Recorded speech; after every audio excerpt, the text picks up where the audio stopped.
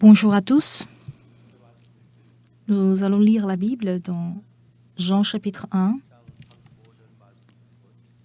Jean chapitre 1, le verset 35. Jean chapitre 1, à partir du verset 35, je vais lire. Le lendemain, Jésus était encore là, avec 2 de ses disciples. Et ayant regardé Jésus qui passait, il dit « Voici l'agneau de Dieu ». Les 2 disciples l'entendirent prononcer ces paroles et ils suivirent Jésus. Jésus se retourna et voyant qu'ils le suivaient, il lui dit « Que cherchez-vous » Ils lui répondirent « Rabbi, où demeures-tu » ? « Venez, leur dit-il, et voyez. » Ils allèrent et virent où il demeurait et ils restèrent auprès de lui. Ce jour-là, c'était environ la 10e heure. André, frère de Simon-Pierre, était l'un de 2 qui avait entendu les paroles de Jean et qui avait suivi Jésus.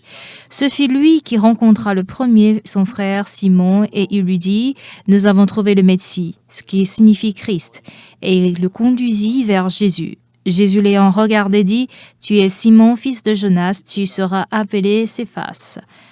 Le lendemain, Jésus voulut se rendre à Galilée et rencontra Philippe et lui dit « Suis-moi ». Philippe était de Bethesda, de la ville d'André et de Pierre. Philippe rencontra Nathanaël et lui dit « Nous avons trouvé celui de qui Moïse a écrit dans la loi et dont les prophètes ont parlé, Jésus de Nazareth, fils de Joseph. » Nathanaël lui dit « Peut-il venir de Nazareth quelque chose de bon ?» Philippe lui répondit « Viens et vois. » Jésus, voyant venir à lui Nathanaël, dit de lui « Voici vraiment un Israélite dans lequel il n'y a point de fraude. » « D'où me connais-tu » lui dit Nathanaël. Jésus lui répondit « Avant que Philippe ne t'appelât, quand tu étais sous le figuier, je t'ai vu. » Nathanaël répondit et lui dit « Rabbi, tu es le Fils de Dieu, tu es le roi d'Israël. » Jésus lui répondit « Parce que je t'ai dit que je t'ai vu sous le figuier, tu crois, tu verras de plus grandes choses que celles-ci. » J'ai lu jusqu'au verset 50.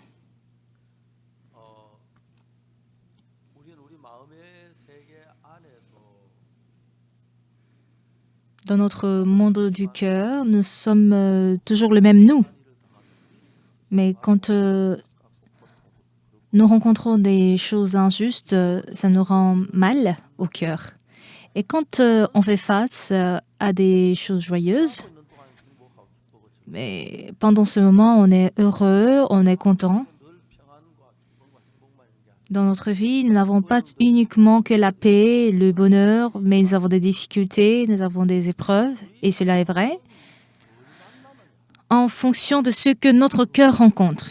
Pourquoi vous êtes ici à l'église, dans la chapelle, alors que vous pouvez être chez vous? C'est pour rendre culte de Dieu. Bien sûr, en ligne, vous pouvez suivre les prédications quand vous êtes à la maison, mais quand on est ensemble pour louer Dieu,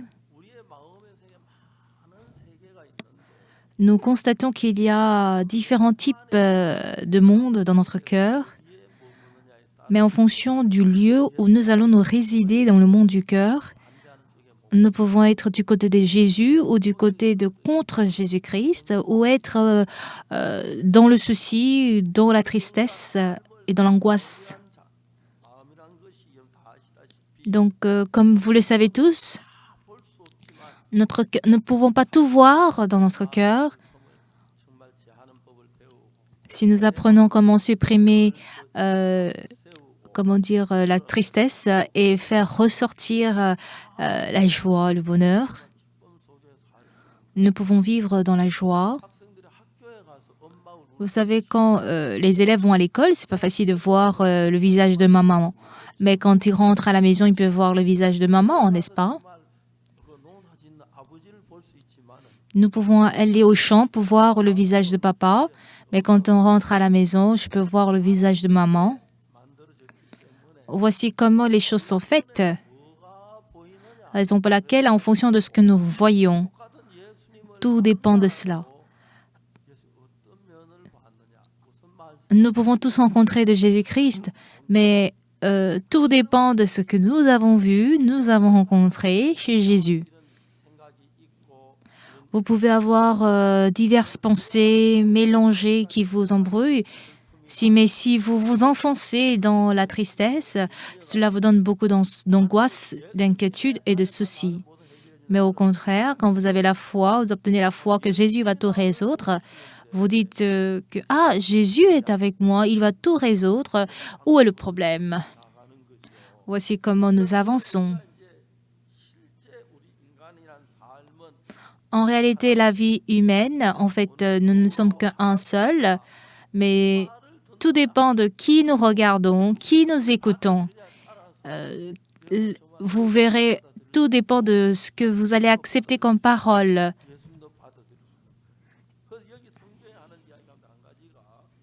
Donc, ce que la Bible nous dit aujourd'hui, dans Jean chapitre 1, au verset 36, verset 35 d'abord, le lendemain, Jean était encore là avec 2 de ses disciples. Et ayant regardé Jésus qui passait, il dit, « Voilà l'agneau de Dieu. » Dans ce passage, Jean était de passage et il vit Jésus. Il a regardé Jésus qui passait, c'est-à-dire pas que Jésus était assis sur place. Pourquoi Jésus était de passage? Jésus ne peut pas rencontrer une seule personne. Il doit rencontrer telle et telle personne, vous comprenez? Il doit aussi rencontrer le pasteur Oxepark, il doit rencontrer les anciens, il doit vous rencontrer vous. Donc Jésus-Christ nous cherche. Donc c'est ainsi que nous rencontrons le cœur de Jésus. Lorsque nous rencontrons le cœur de Jésus, et quand j'ai la conviction ou la foi en Jésus, j'obtiens le même cœur que Jésus. Vous comprenez? Si je lis la Bible, je médite cette parole, ce cœur grandit, cette parole grandit. Et le travail de Dieu peut être plus vaste en moi. Et quand mon cœur coule vers, par exemple, le cinéma et autres, c'est ce qui va dominer notre cœur. Oui, vous pouvez suivre cette prédication à la télé, sur les réseaux sociaux. Mais si vous venez ici, vous pouvez voir Pasteur Park, vous pouvez chanter, vous pouvez prier, écouter la parole. En faisant tout cela,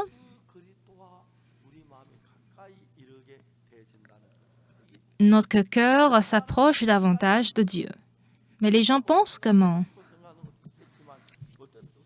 Chacun, en fait, a ses pensées et on peut être emporté par telle ou telle pensée.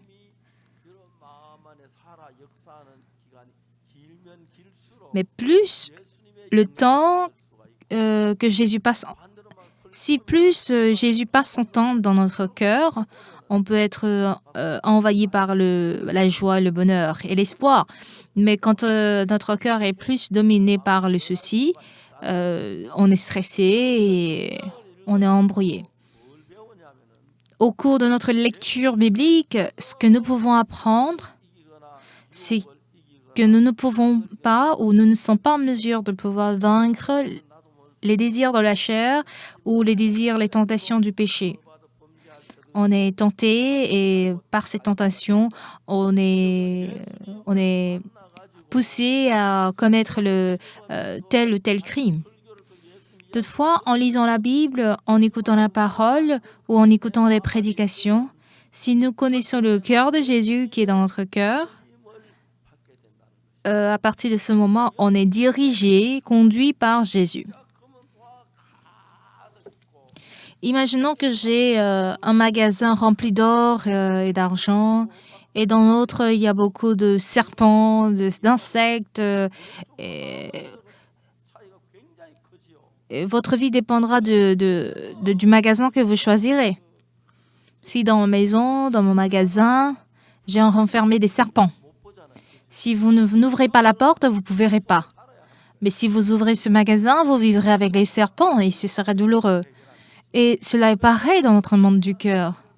Vous savez, dans la vie, on doit manger, on doit conduire la voiture, on doit gagner de l'argent, on doit élever les enfants, on doit se marier, avoir des enfants, élever les enfants. Mais en vivant ainsi, si vous vivez ou vous demeurez dans le désespoir, Vous aurez toujours des pensées désespérantes. À quoi ça sert de vivre et on voudra démissionner à notre vie. Mais malgré ça, si Jésus est avec moi, si j'expérimente Jésus qui m'aide, et si je sais que ce Dieu est avec moi, même si je n'ai pas de l'argent, je n'ai rien, je pourrais vivre dans le bonheur. Si j'ai la sagesse, je peux avoir la puissance qui peut nous vaincre.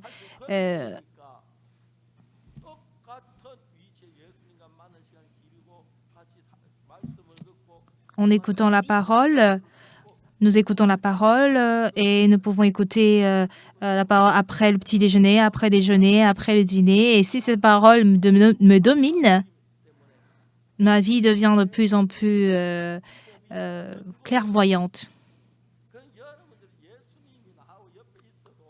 Donc même si Jésus est avec moi, si j'ai la foi que Jésus me guérira, il pourra guérir immédiatement ma maladie. Mais même si on écoute la parole, on a des pensées négatives comme quoi oh non, Jésus ne pourra pas me guérir, dans ce cas, ça ne marchera pas. Raison pour laquelle, pour arranger notre cœur, on médite la parole, on écoute la parole. Et quand on pense à comment Dieu travaille, fonctionne en nous, nous sommes très, très étonnés. Mais comme les gens ignorent cela, ils accusent les autres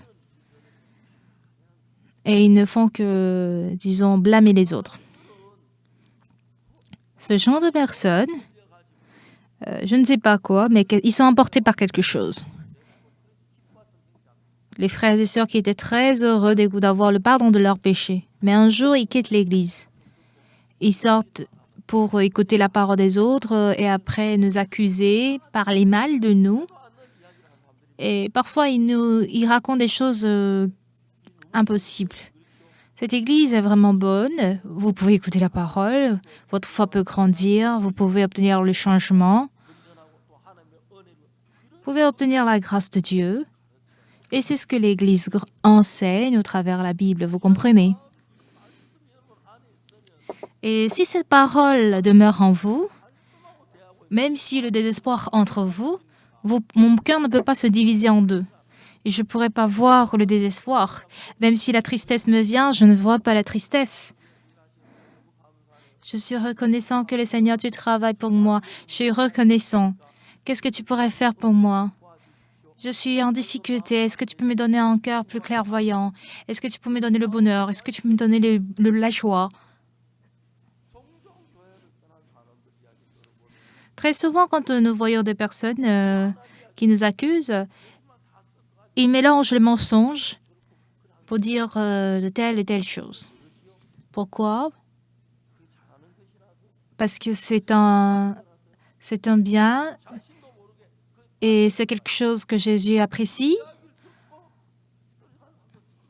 Et en écoutant ces accusations, il y a beaucoup qui quittent l'Église. On est ainsi emporté aussi par le mauvais esprit. Si vous avez un cœur incliné ou un cœur qui est détourné, les gens m'avaient auparavant accusé de détournement d'argent. J'ai dit au procureur, croyez-vous que j'ai détourné l'argent? Il a dit à 100%.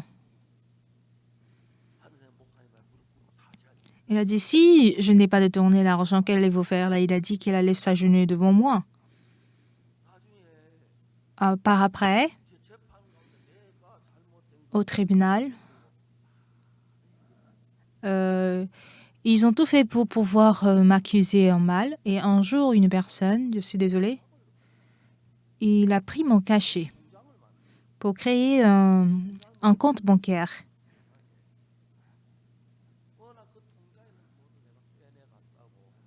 Et après, il m'accuse que j'ai fait sortir cet argent moi-même de ce compte bancaire. Et ça m'a beaucoup embarrassée.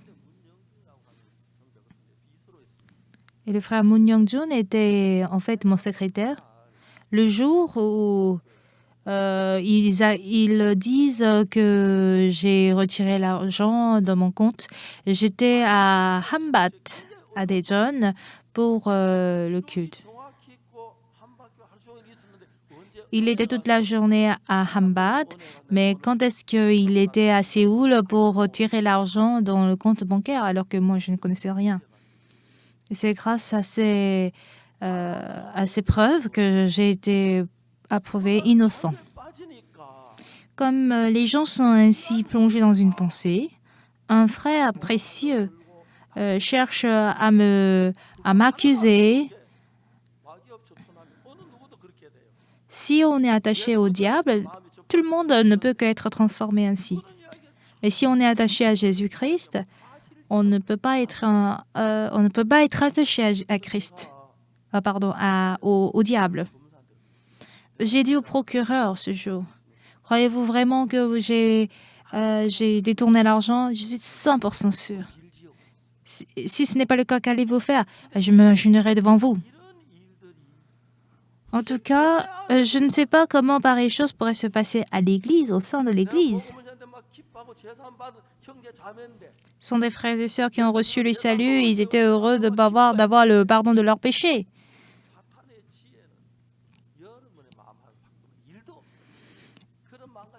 Avec la sagesse du diable, il peut toutefois transformer nos pensées et c'est pas forcément mauvais.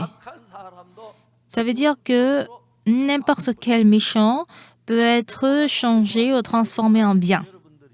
Alors vous tous qui êtes assis aujourd'hui, vous n'êtes pas venus juste ici comme ça, vous êtes venus par le Seigneur. Et si la parole du Seigneur entre en vous, et du moment où vous allez croire à la parole, vous deviendrez des personnes de parole.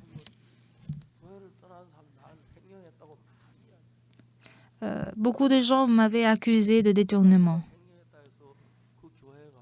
D'autres disent que ils ont créé même une église de 50 personnes et j'avais très mal au cœur. Je les ai appelés, il a dit non, j'en ai marre, j'irai désormais dans une autre église. Des personnes qui étaient des serviteurs de Dieu, ils accusent l'église.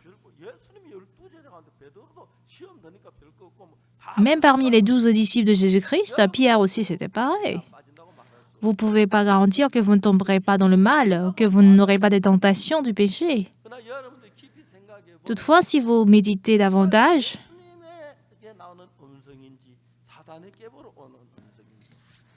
il faut que vous sachiez si cette voix vient de Jésus ou cette voix vient de Dieu.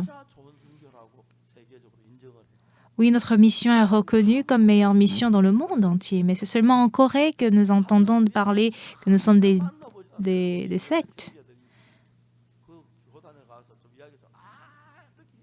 Si certains de nos frères vont dans leur mission pour expliquer ou parler, ils ne veulent pas nous écouter. C'est seulement en Corée qu'ils nous considèrent comme secte. Mais dans le monde entier, ils cherchent à écouter ma prédication, ils apprécient notre Église. Tout récemment à Houston, aux États-Unis, 1600, 1300 pasteurs étaient venus écouter ma parole pendant 3 jours et ils étaient très impressionnés. Et je crois que beaucoup de gens sont venus m'écouter ma parole. En tout cas, voici comment les hommes sont faits. Même si je suis saint, si je ne suis pas entraîné, je peux être incliné vers le mal. Les gens sont sauvés dans notre Église, ils témoignent, ils versent les larmes d'avoir reçu le pardon de péché. Mais un jour, je me rends compte qu'ils sont du côté des personnes qui critiquent l'Église. Et moi, je me dis que ça, c'est vraiment le diable. Comment le diable est capable de transformer ce tel frère? Et il nous accuse, nous critique que nous sommes de mauvaises églises. Nous aimons vraiment les frères et sœurs et nous vivons pour l'Évangile. C'était pas croyable. chose on doit se retenir, c'est que le diable peut nous transformer avec sa propre sagesse pour nous pousser à aller à l'encontre de l'Église et de Dieu. Il y a tant de personnes qui sont contre Christ. Même après avoir rencontré Christ, ils le sont. Du coup, si nous ne réfléchissons pas, notre cœur sera rattaché à la pensée du diable. Et si nous serons entraînés vers la direction du diable, personne ne peut s'empêcher de tomber dans le mal, dans le vice et dans le péché. Et cette vérité nous fait très, très mal. Alors, quand nous écoutons la parole, nous écoutons la parole. Ou en lisant la parole, nous devons mener la vie de foi. Mais si nous voyons de près, la parole de Jésus et la parole du diable sont différentes. Le diable nous rend toutes choses négatives de la part de l'Église. Même les bons frères de notre Église, soudainement, m'accusent de détournement. Ils le disent officiellement d'ailleurs. Et 50 fidèles, ils disent que 50 fidèles sont quittés, soit disant que notre Église est corrompue, alors que ce n'est pas vrai. Je suis désolée. Je n'ai jamais détourné de l'argent. Et je n'ai jamais été accusée par la loi. Mais le diable nous fait écouter cette parole et sans vérifier, on se dit que, ah oui, c'est vrai, nous sommes corrompus. Alors, bien aimé, quand nous lisons la Bible, les gens suivent Jésus. Mais quand Jésus était crucifié, qu'est-ce qu'ils ont dit? Ah, Jésus n'a rien aussi. Les gens n'auront-ils pas dit ainsi? Les disciples n'auront-ils pas dit cela? Donc, on doit être franc, ouvertement, quand on ouvre la Bible.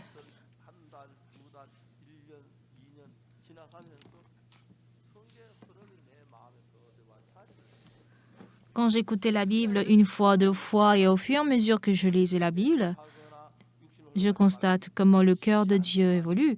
Et ce n'est pas facile, en fait, pour tout le monde. Mais peu importe la position à laquelle vous êtes,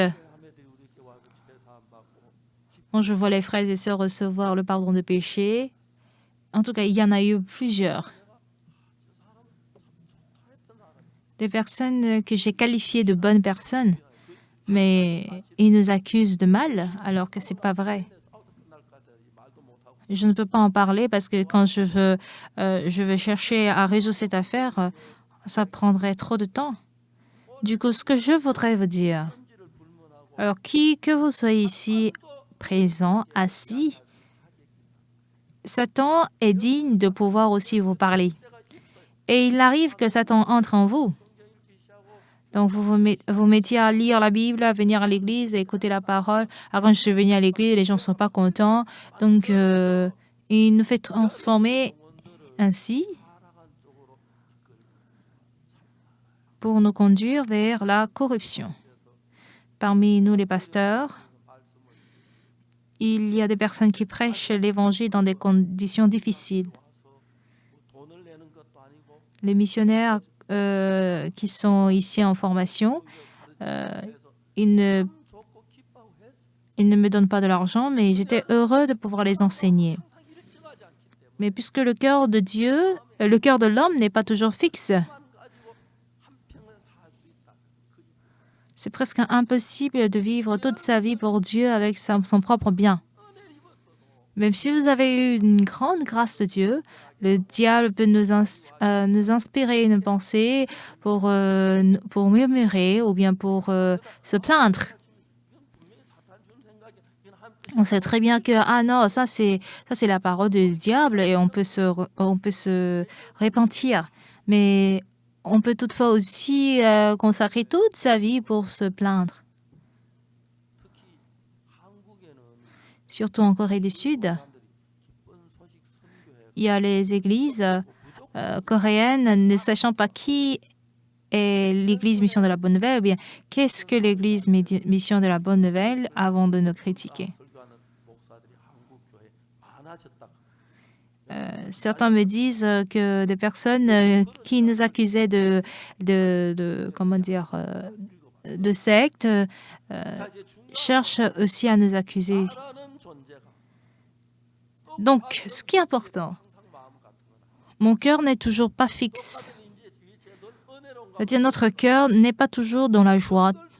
Notre cœur peut tomber malade. Les choses peuvent ne pas marcher. Et parfois, je peux rater le train. Je peux me battre avec ma femme ou mon mari. On s'aime, mais même si on s'aime, on peut se battre.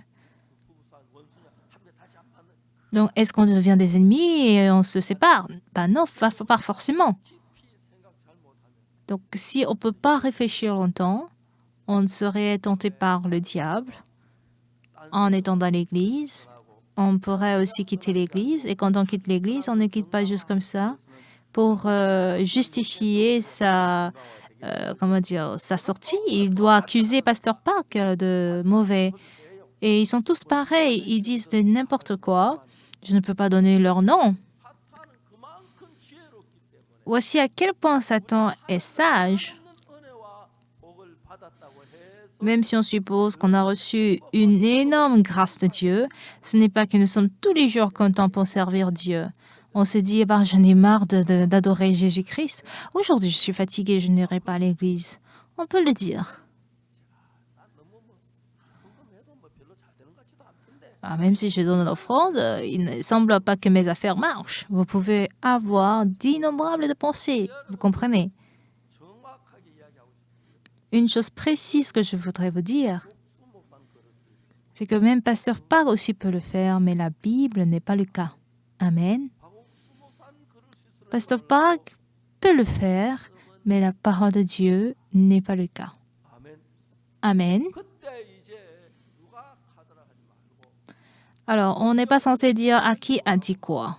Qu'est-ce que la parole dit si mon cœur va vers la même direction que la Bible? Et si nous voyons tout ceci, on peut différencier les choses, vous comprenez?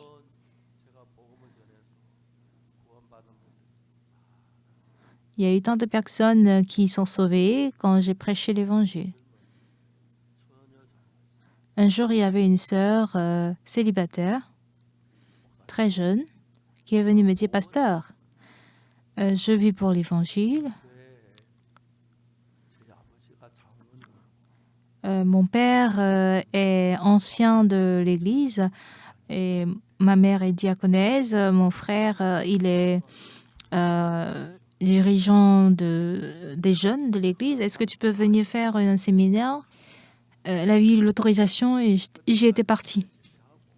C'était après que j'ai terminé mon service militaire. Je n'avais pas assez d'habits.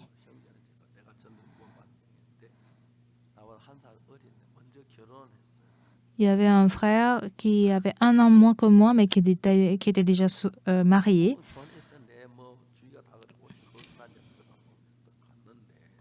Avec mes habits, mes vieux habits, j'étais partie à Apcocton. Et il y avait des jeunes qui étaient venus m'accueillir à Apcocton. Apcocton, c'est un village. Ces jeunes étaient venus bien habillés, bien sapés. Quand j'étais dans la salle, dans la chambre, il m'a dit de changer de vêtements. Comment un pasteur, un conférencier ou l'orateur peut s'habiller ainsi? Et il a dit, on va se changer d'habit. Donc, on s'est changé d'habit. Mais comme il est grand, quand j'ai porté, on s'est changé d'habit. Son habit était trop gros pour moi et mon habit pour lui était trop petit. Chose que je ne peux pas vraiment oublier, c'est que dans cette église, ce jour, pendant 1 semaine, plusieurs personnes ont reçu le pardon de péché et j'étais très, très, très content. Je ne peux pas facilement l'oublier. Et quand je trouve l'occasion d'aller à Daejeon, je réunis les gens pour prêcher la parole. Après environ 6 mois, Dans mon cœur, il y avait un problème. Ces gens sont vraiment sauvés. Ça, je ne doute pas. Mais ils étaient si bons. J'ai pensé, j'ai réfléchi. Le pasteur principal de cette église n'est pas un pasteur qui est sauvé. Il insiste sur les œuvres de l'homme. Mais nous insistons sur la foi.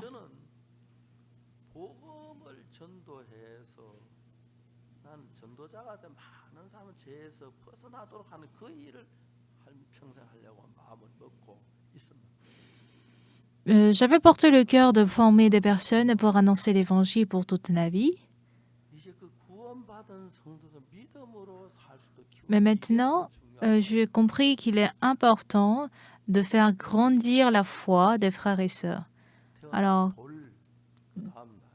après le premier anniversaire de ma fille, après un jour de son anniversaire, on est allé à Daegu.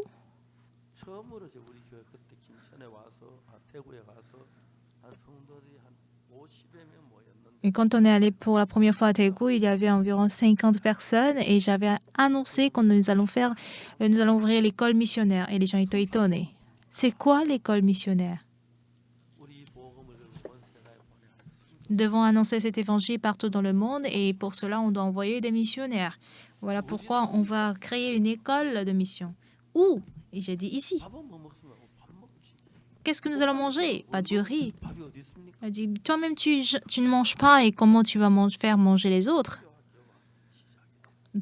C'était en tout cas dans ces conditions que nous avons démarré l'école de mission.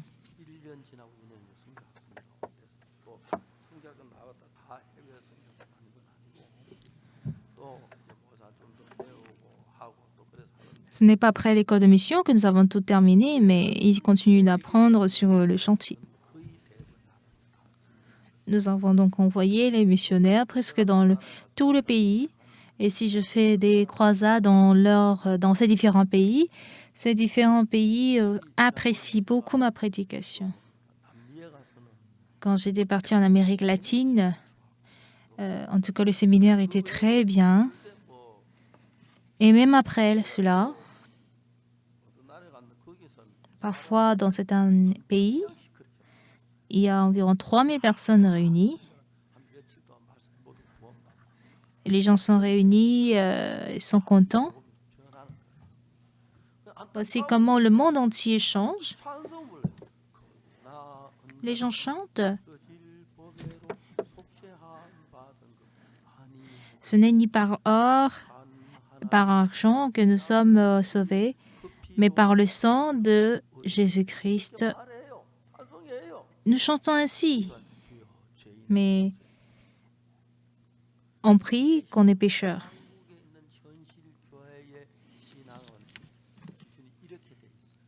Voici comment la vie spirituelle des gens sont ainsi formés.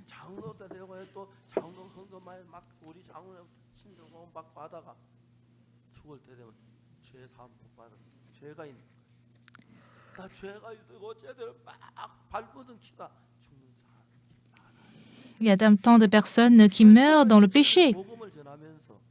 Donc, en annonçant l'évangile, si nous obtenons le pardon de nos péchés de façon sûre, notre cœur s'affranchit du péché.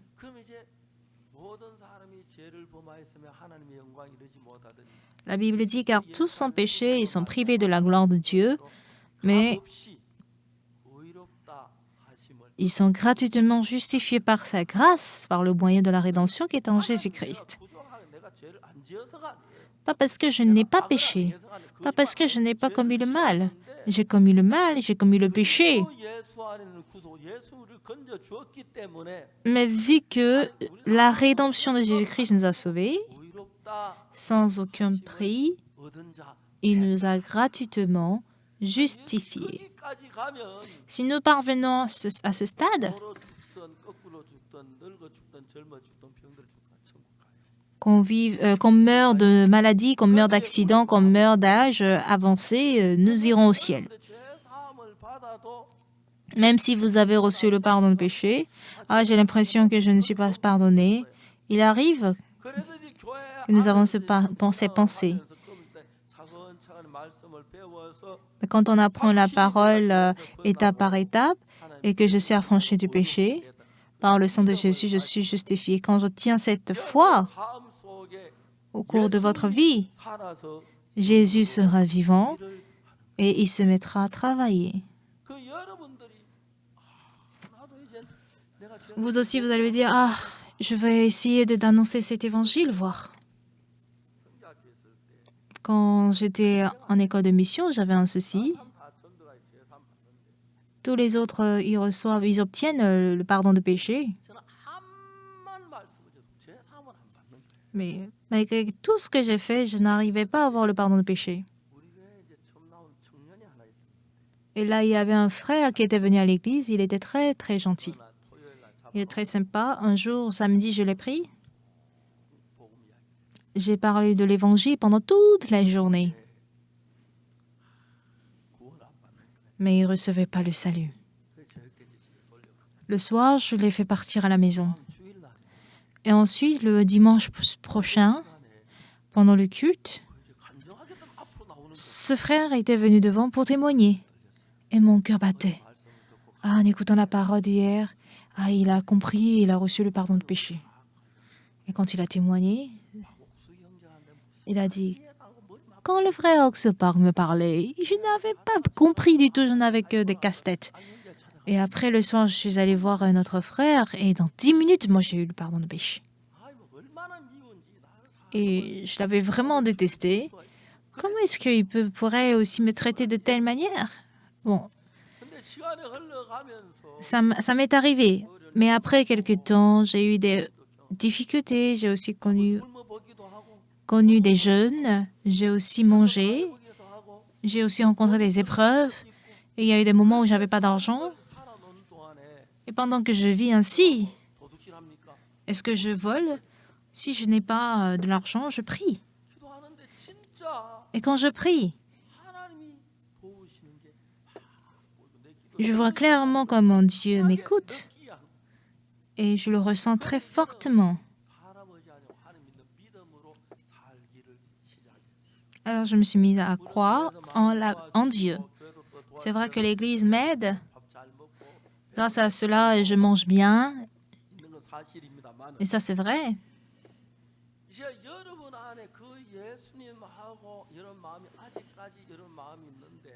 Alors si votre cœur, jusque-là, quand vous écoutez cette parole qui est différente de votre pensée,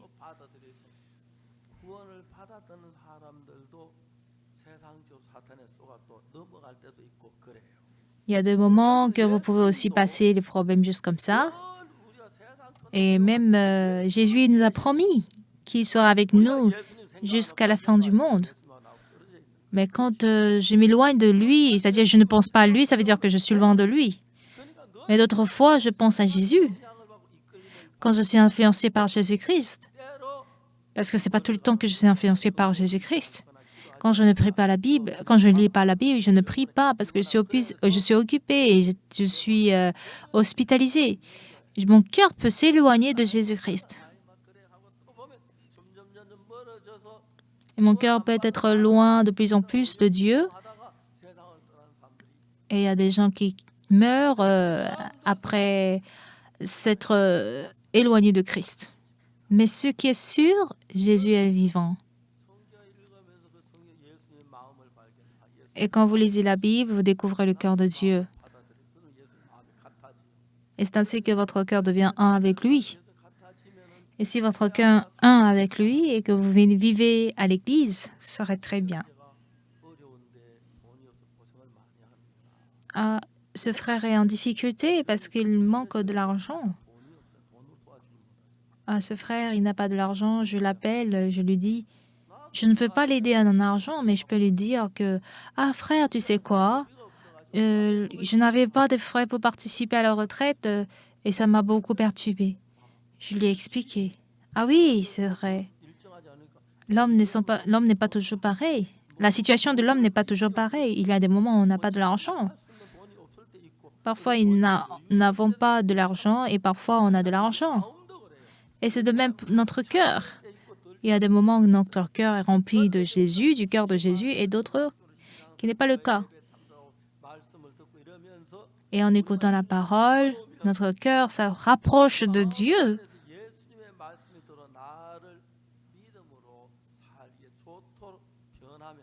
Et quand notre cœur change pour que nous obtenions la foi en Jésus, ce n'est pas le cas pour tout le monde, mais quand vous expérimentez la foi une fois, deux fois, encore et encore, vous allez comprendre que Jésus écoute ma prière, il est vivant en moi. Ça, c'est clairement Jésus qui a travaillé. Et on serait vraiment sûr de pouvoir dire pareille chose. Et c'est ce que j'ai beaucoup expérimenté.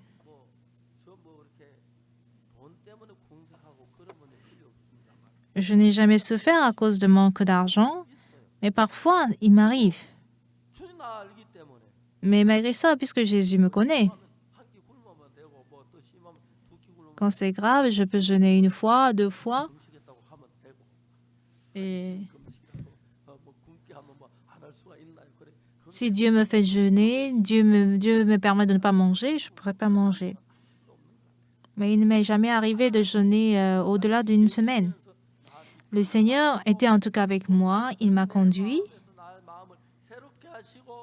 Et cette parole m'éclaircit, me donne la force, me donne l'espoir et me donne Et j'ai tant de choses que je veux dire sur le podium, sur l'estrade.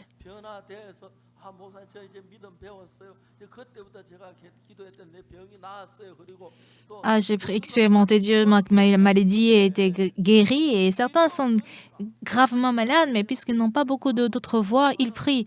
Et au cours de leur prière,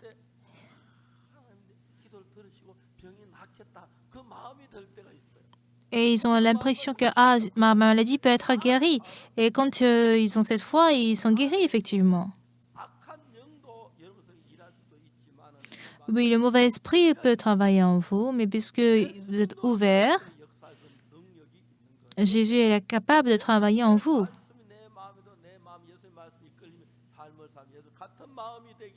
Si mon cœur devient un avec lui et je vis selon le cœur, je peux mener une vie de bonheur et prospère. Mais au contraire, quand mon cœur est pris par Satan, on peut être loin de Jésus-Christ. D'autres qui étaient heureux, qui versaient les larmes à cause du pardon de péché qu'ils ont reçu à cause de l'Église. Je ne sais pas ce qui s'est passé à l'Église, mais ils quittent l'Église pour nous accuser, pour nous critiquer. Et l'homme peut le faire. Ce n'est pas parce que j'ai cru en Jésus-Christ que j'ai le pardon de péché que je suis toujours heureux toute ma vie. Il y a des moments où je suis difficile, il y a des moments où je suis douloureux. Mais à chaque fois, quand je me repose sur Jésus, quand il me conduit vers le bonheur, je suis dans le bonheur. J'ai lu beaucoup la Bible, donc au cours de ma lecture biblique, j'ai décidé de devenir pasteur. J'ai suivi la formation et j'ai travaillé en tant que ministre de l'Évangile. Et surtout, les Coréens disent qu'ils sont pécheurs. Toutefois, quand on lit la Bible, il dit car tous sont péchés et sont privés de la gloire de Dieu, mais ils sont gratuitement justifiés par sa grâce, par le moyen de la rédemption qui est en Jésus-Christ. Car tous ont péché et sont privés de la gloire de Dieu. Ça, c'est clair. On a péché. Mais au verset 24, par la rédemption qui est en Jésus-Christ, on a bel et bien péché. On a bel et bien péché. On est pécheur. Mais on est gratuitement justifié. Pourquoi? Par la mort de Jésus-Christ, nos péchés ont été pardonnés. Chose importante, ce matin, je sais que votre cœur n'est pas tous le même, mais qui que vous soyez, Jésus est mort pour tous vos péchés. Amen. Alors au moment où il a versé son sang, le châtiment de tous nos péchés a été payé par lui. Amen. Dans ce cas, même si vous ne faites rien, vos péchés ont été lavés par Jésus. Amen. Si vous le croyez, vous vivez dans la lumière. Comprenez-vous? Vous savez que Jésus est mort pour mes péchés, mais quand même j'ai péché. Quand même j'ai volé. Quand même j'ai menti. Et ce péché-là vous enfonce. Et vous êtes influencé par cela. Et nous, on se dit, ah oui, on a péché, c'est vrai, mais qu'est-ce que la Bible nous dit? Car tous ont péché et sont privés de la gloire de Dieu. Mais ils sont gratuitement justifiés par sa grâce, par le moyen de la rédemption qui est en Jésus-Christ. Verset 24, on lit ensemble. On y va. Et ils sont gratuitement justifiés par le moyen de la rédemption qui est en Jésus-Christ.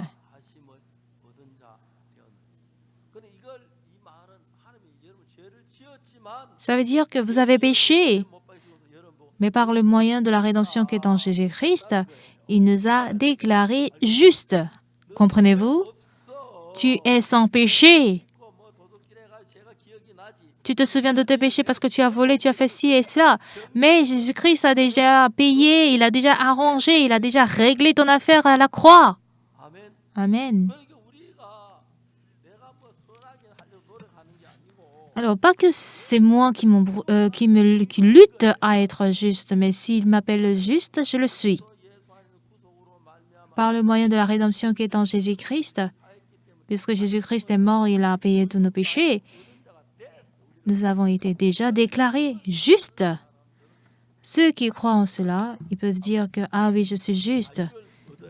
Et ils ont la liberté dans leur cœur. Mais ceux qui ne croient pas, qui n'a pas menti, qui n'a pas détesté quelqu'un, qui n'a pas parlé mal de d'autres, et ils vont vivre toute leur vie dans le péché. Mais moi, j'ai péché. Mais par le moyen de la rédemption, Jésus, il est mort, il a pardonné mes péchés, et j'ai eu donc la rédemption. Mais par la grâce de Dieu, j'ai été gratuitement justifié. Amen. Dans ce cas, êtes-vous tous justes? En fait, je ne suis pas en train de dire que vous n'avez pas péché. Vous avez péché, mais par le moyen de la rédemption qui est en Jésus-Christ, parce qu'il a payé le pardon de nos péchés, par son sang, nous sommes justes. Amen. C'est vrai?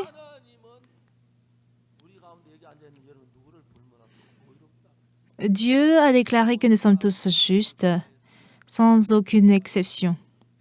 Car tous sont péchés et sont privés de la gloire de Dieu et sont gratuitement justifiés par sa grâce, c'est-à-dire par la grâce de Dieu, par le moyen de la rédemption qui est en Jésus-Christ. Dieu nous déclare justes. Sœur, tu es juste, déclaré juste par Dieu. Frère, déclaré juste par Dieu.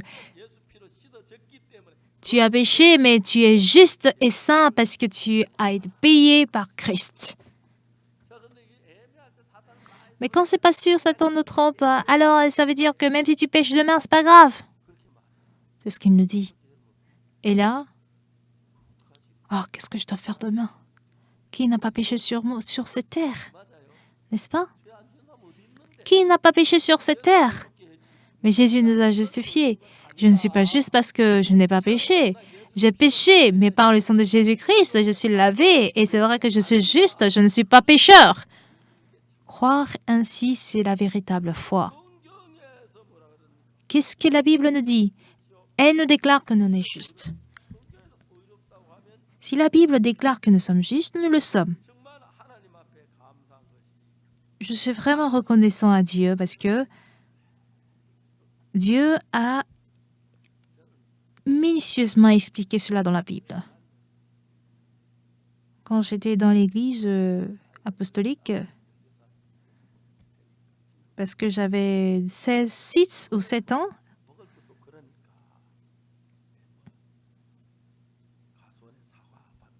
Ça fait déjà 60 ans, 70 ans.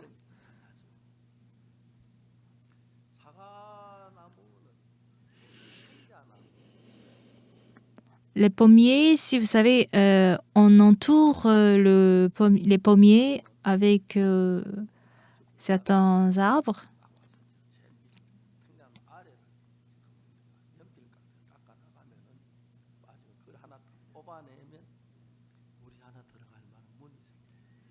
Et si je taille une branche de cet arbre, ça me permet de pouvoir avoir un espace pour entrer dans le pommier.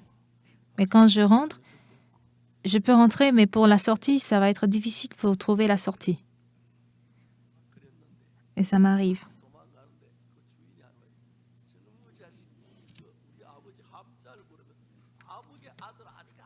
Et après, le propriétaire crie sur moi, disant « Toi, tu n'es pas le fils de tel parc !»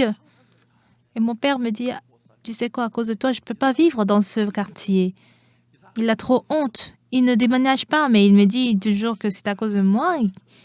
J'ai été reprochée sérieusement, reprimandée par mes parents. En tout cas, j'étais heureux avant d'aller à l'église. Je ne prends pas n'importe quel pommier. Je n'arrache pas n'importe quelle pomme. Je regarde des pommes qui ne sont pas en bon état. Vous savez, quand je marche sur les melons, je ne peux pas marcher sur les racines parce que si je rentre sur les racines, je suis en train de tuer les plantes. Donc, je fais très attention. Et même si je volais très gentiment. Ce n'est que ridicule quand c'est vous qui l'écoutez. Mais en tout cas, c'est ce qui me passait.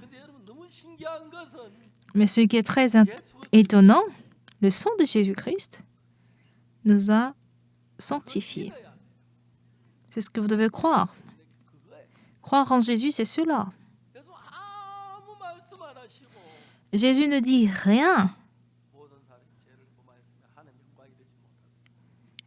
Car tous sans péché sont privés de la gloire de Dieu. Mais par le moyen de la rédemption qui est en Jésus-Christ, nous avons été justifiés par sa grâce.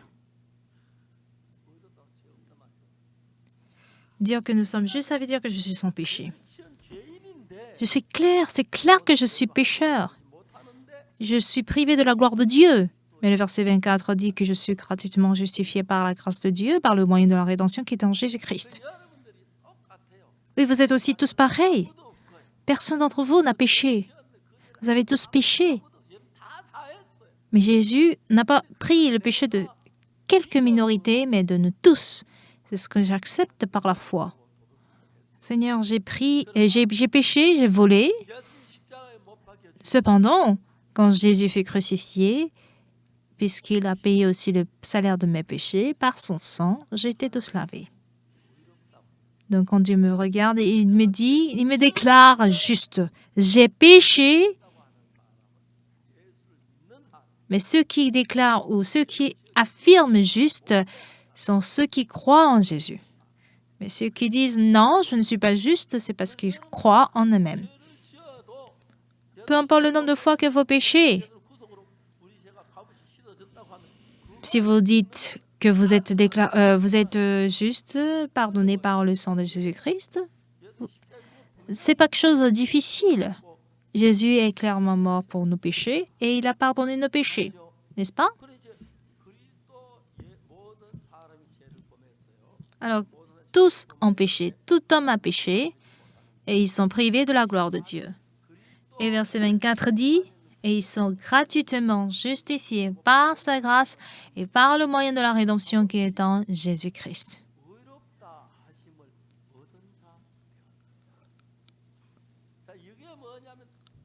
Ceci veut dire quoi? Tous ont péché. Et dans tous, il y a aussi les Coréens, les Juifs, les Grecs. Tout le monde fait partie. Et puisque Jésus s'est chargé du péché de nous tous, nous ne sommes plus désormais justes. Ce n'est ni par argent, ni par or que nous sommes pardonnés de nos péchés, mais c'est par le sang de l'agneau précieux de Dieu, éternel pardon,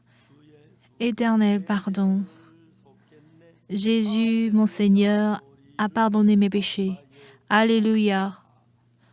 Joignons nos voix pour l'adorer et le louer. C'est par son sang que je suis pardonné. Voici comment nous chantons. Puisque Jésus est mort pour nos péchés sont pardonnés.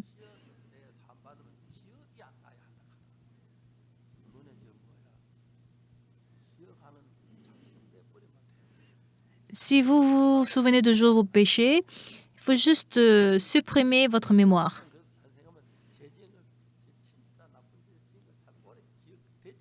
Oui, quand on a commis beaucoup de mal, on peut pas oublier cela, n'est-ce pas?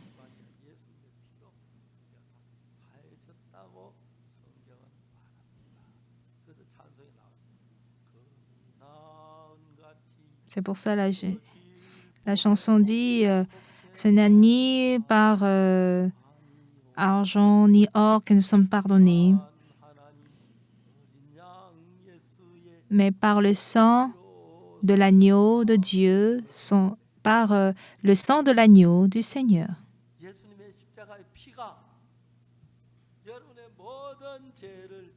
Le sang de Jésus-Christ a lavé tous vos péchés.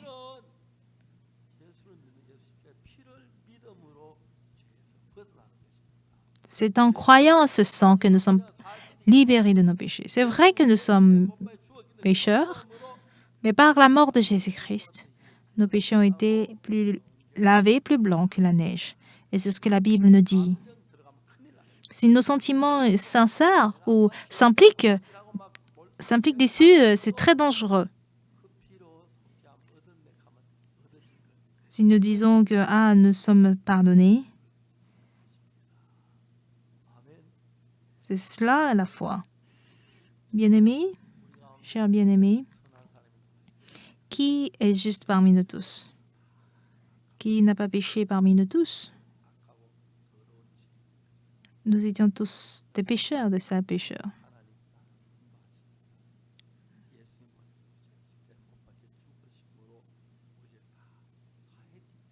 Puisque Jésus nous a tous lavés,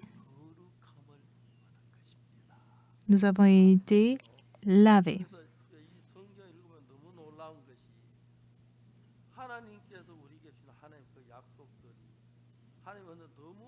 Toutes les promesses que Dieu nous a données, que Dieu nous a offertes, sont vraiment merveilleuses, magnifiques, impeccables.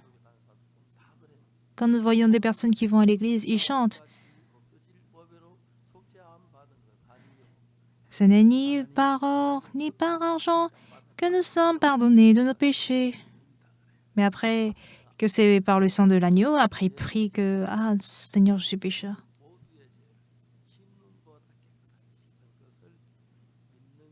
Croire au fait que nos péchés sont lavés plus blancs que la neige, c'est ça la foi en Jésus-Christ. Amen.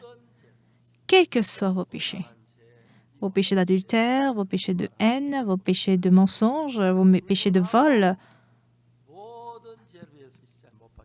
quel que soit le type de vos péchés, Jésus s'est chargé de vos péchés. C'est par ce sang nous avons reçu le pardon de nos péchés. Et c'est ça qu'il faut croire. Il ne s'est pas seulement chargé de nos péchés, mais il a aussi payé le péché par sa mort et par son sang.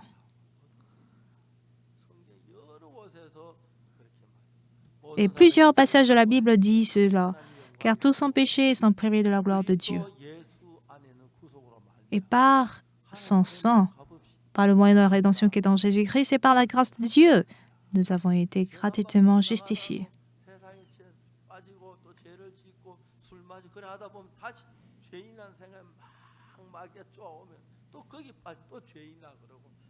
On tombe encore dans le péché. Il y a d'autres qui disent que non, je suis pécheur. Ne regardons pas notre situation. Il est bien vrai que nous avons commis le péché.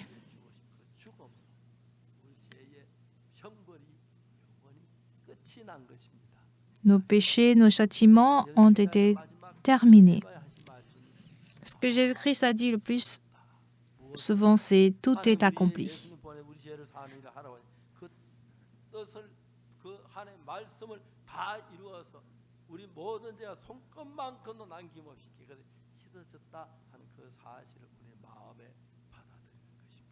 Acceptez que Jésus-Christ a pardonné toutes choses dans notre cœur. Et quand vous faites ce genre d'entretien, c'est vraiment appréciable. Et des personnes viennent vous dire « Ah, vous êtes pardonné? Ah oui, moi, ça fait 3 ans que j'ai eu le pardon de péché. » Au départ, j'étais un peu douteux. Je doutais en fait de l'existence de mes péchés. Mais si le Seigneur affirme ou confirme que mes péchés sont pardonnés, ça veut dire que je suis pardonné. S'il dit que nous sommes justifiés, nous sommes justifiés. Pourquoi? Parce que Jésus est mort à la croix. Il m'appelle juste. Amen. Levez la main s'il y a des pécheurs parmi vous. Vous mentez beaucoup, hein? Vous avez commis le péché, vous dites que vous n'êtes pas pécheur. Qui n'a pas péché?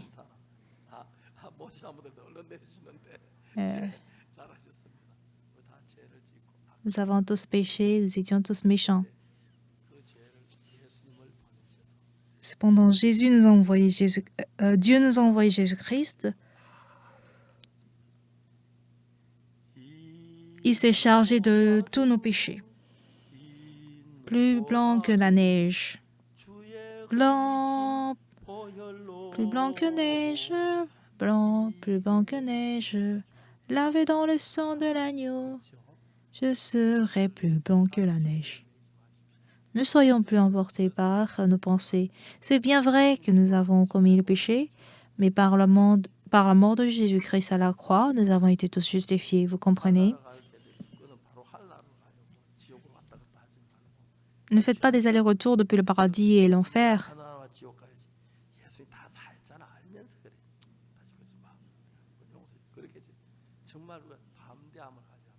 Il faut que nous ayons en fait l'assurance par la mort de Jésus-Christ à la croix.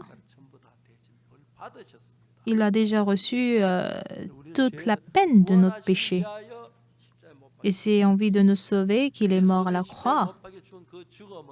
La mort de Jésus-Christ à la croix nous a lavé plus blanc que la neige.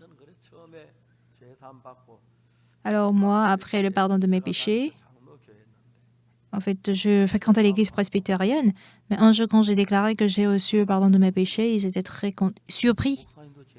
Même le pasteur dit qu'il est pécheur et l'ancien dit qu'il est pécheur. Un incident que je ne peux pas oublier. Et en fait, un enseignant, une femme, m'a dit, je lui ai dit, il faut que tu sois sauvé. Et elle a écarquillé grandement ses yeux pour dire que, il faut être humble. Le pasteur dit qu'il est pécheur, mais comment tu peux oser dire que tu es juste? Après, ils ont dit que ils ont informé à tous les autres de ne pas m'écouter. Et ils m'ont mis à l'écart. Comment Park Ok-soo se dit ne pas avoir le péché. Lui et moi, on a commis le péché. Ça n'a pas de sens s'il dit qu'il n'a pas de péché. Si je dis que je ne suis pas péché, pas parce que je n'ai pas de péché, mais parce que mes péchés sont pardonnés. Donc c'est ainsi que cette église m'a mis à l'écart. Et après, ce qui est vraiment étonnant, c'est qu'au sein de notre église, il y a un monsieur qui s'appelle Shim Nan-sok. Il était quelqu'un qui parlait très bien anglais. À Sonsan, même s'il parle bien anglais, il n'y a personne qui peut en comprendre anglais. Il parlait seul anglais.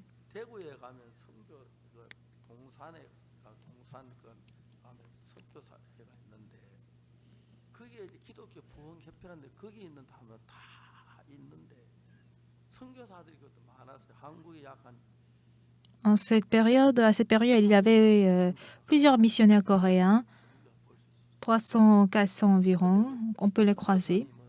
Mais le missionnaire Tik est venu sans appartenance de mission. Il n'avait pas de voiture, il vivait très pauvre. En fait, les missionnaires américains, ils ont déjà un réfrigérateur, ils ont tout, ils ont une voiture, ils ont une maison. Mais le missionnaire dit qu'il était venu avec beaucoup de difficultés. Et quand les pasteurs nés de nouveau étaient réunis, tout le problème, c'est que l'Église coréenne n'était pas en fait pardonnée de ce péché. Mais quand on va dire qu'il n'est pas sauvé, ils seront tous, ils vont pas ils vont pas rester sur place. Et ces missionnaires, pendant 2 semaines, ont fait des jeûnes prières et après, ils ont dit on va commencer ou débuter l'école de mission. Et c'est là que j'ai commencé ou démarré la formation de l'école de mission. Et pendant que je prêchais l'évangile, d'abord j'étais à Apgokdong, après à Kimcheon.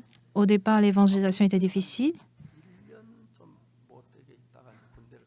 J'étais restée à Apgokdong quelques mois de Changpali, pour aller en armée.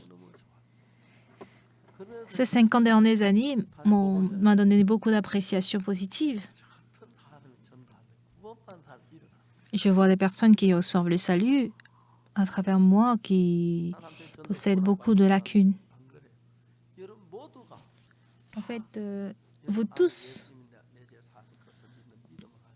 si vous obtenez la foi que Jésus a pardonné tous nos péchés, vous annoncez cette même parole autour de vous et ils auront en fait aussi cette assurance du péché. Cette assurance du salut, pardon. Nous avons notre église un peu partout dans le monde. Si vous allez à l'étranger, n'importe quelle église nous invite à tenir des séminaires. En Corée, sans nous connaître, ils nous accusent de secte, mais en tout cas, ce n'est pas trop grave comme problème. Ce qui est sûr, Dieu sait que l'évangile que nous annonçons, il n'y a pas assez de chrétiens. Il y a beaucoup de gens qui vont à l'église juste comme ça, mais ceux qui sont vraiment sauvés et qui viennent à l'église, ils ne sont pas nombreux. J'espère que vous annoncerez aussi cet évangile jusqu'aux extrémités de la terre. Que vous tous, que vous soyez des missionnaires, même si vous voyagez à l'étranger, c'est bien. Si vous avez vos frères, vos neveux, vos oncles qui sont à l'étranger, allez-y. Pour rester 1 semaine ou 1 mois pour annoncer l'évangile. Au départ, il semblerait que les gens ne seront pas sauvés à travers vous. Mais ce qui est sûr, nos péchés sont pardonnés par le sang de Jésus-Christ. Ce qui est sûr, si Jésus est mort à la croix, c'est la vérité. Il est mort pour tes péchés. Pourquoi tu ne peux pas croire en ceci? Ce n'est pas du tout difficile. Si vous avez toujours dit que vous étiez pécheur, arrêtez de le dire. Ce n'est pas parce que vous n'avez pas péché. Vous avez péché, mais c'est parce que Jésus-Christ l'a lavé. Vous avez été justifié, n'est-ce pas? Si vous obtenez une telle foi, le Seigneur sera toujours vivant pour travailler avec puissance.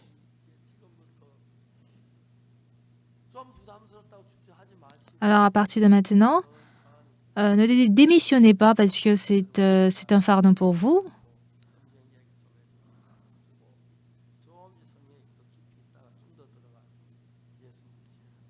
Approfondissez votre connaissance dans la Bible pour pouvoir aussi convaincre les personnes autour de vous.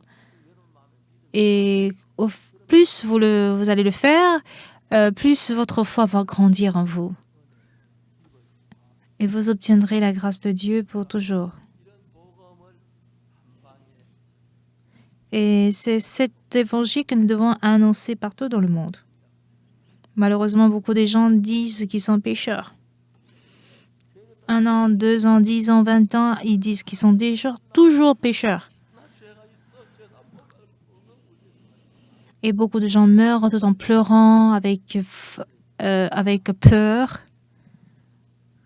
Vous allez dire non, en fait, l'évangile que nous avons annoncé, ne mourrez pas dans l'effroi, dans la peur. On n'a pas besoin d'être très logique, mais on lit les passages bibliques et quand on montre cette parole, le Saint-Esprit va travailler. Vous tous qui êtes ici, si vous annoncez l'évangile à une seule personne par semaine, si vous évangélisez individuellement,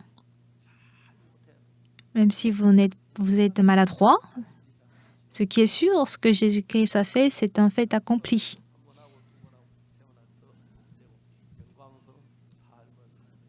Je crois que vous mènerez ainsi une vie de gloire. Et quand quelqu'un reçoit le salut à travers moi, vous n'allez pas imaginer la joie que vous aurez.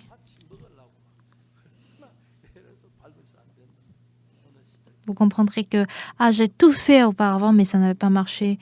Mais à travers moi, il y a même les chefs d'État qui sont sauvés, les ministres qui sont sauvés, les grands professeurs d'université qui sont sauvés. Et ça nous donne beaucoup de bénédictions. Alors, bien-aimés, désormais, nous sommes une nouvelle créature en Jésus-Christ. Les choses anciennes sont passées et voilà, nous sommes devenus des choses nouvelles. Il faut que nous sortions de l'ancienne vie d'auparavant. Et si nous menons une vie nouvelle en Christ, en Dieu, je crois que ça nous donnera beaucoup de bénédictions. Je vous remercie.